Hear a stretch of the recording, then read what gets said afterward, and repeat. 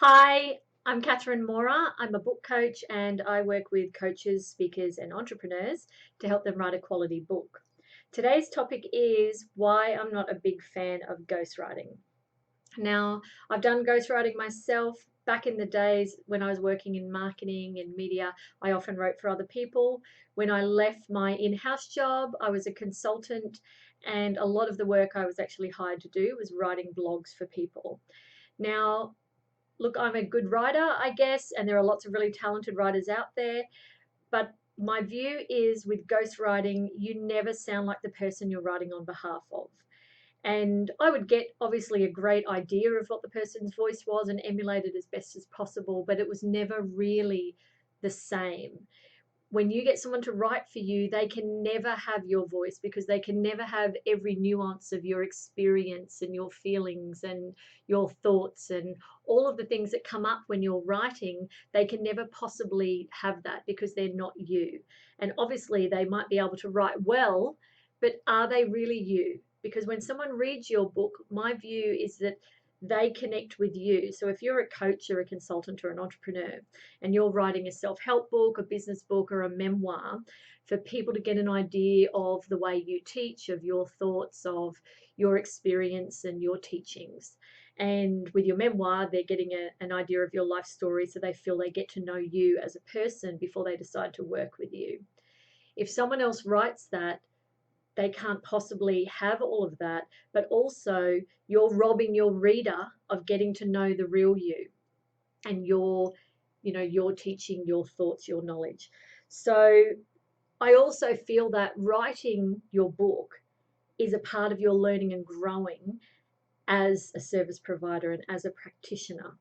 So as you are writing, it can bring up questions. As you're writing something, you're thinking, what's missing? What do I need to add? Especially if you have someone, like myself or an editor at the end reading it, and we might say, what about this? Have you thought about that? And ask you questions that a reader might ask.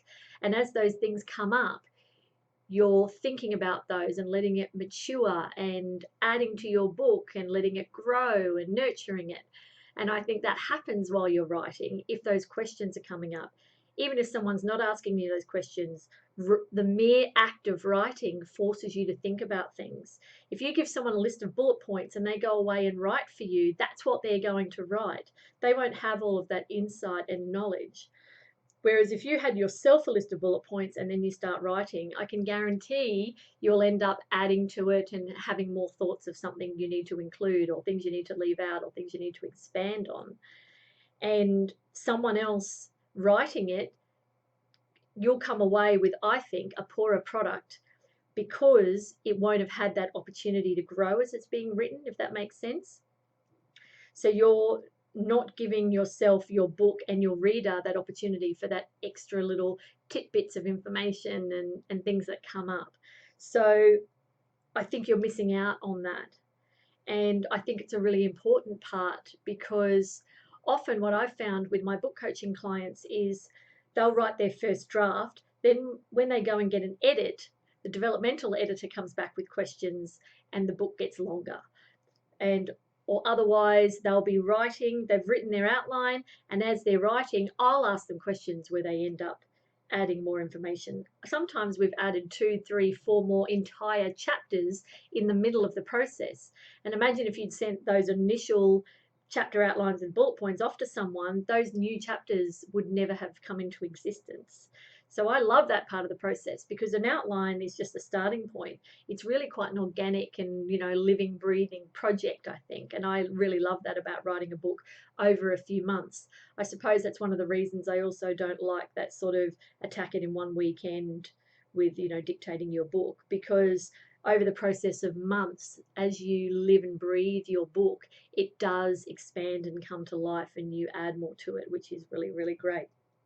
And I think that these are the main reasons that I don't like ghostwriting for look, memoir in particular. Memoir, when it's your life story and you're writing as a coach or someone where your reader might end up being your client, writing a life story is such a personal thing. No one's going to know the difference. I guess no one is going to know when they read it if you had a ghostwriter, because if it's a good ghostwriter, they'll just go, wow, that was well written. But I do feel like there's that little bit of energy that goes into it, which will make a difference. It may not be very, very obvious to the reader, but when they go to work with you, perhaps there is some energetical imbalance. I'm not really sure. So these are really the main reasons that I'm not a massive fan of ghostwriting, particularly for memoir. But obviously, it's just my opinion. Perhaps I'm a little bit biased because as a book coach, I'm here to help you write your story, write your self-help book, write your business book. And I love seeing it in your words. Even if your words need some work, even if you don't start out as a great writer, I'm here to make your writing better. I give you feedback. You will get better, you will grow, you will improve, and your writing will end up being so much better than you thought.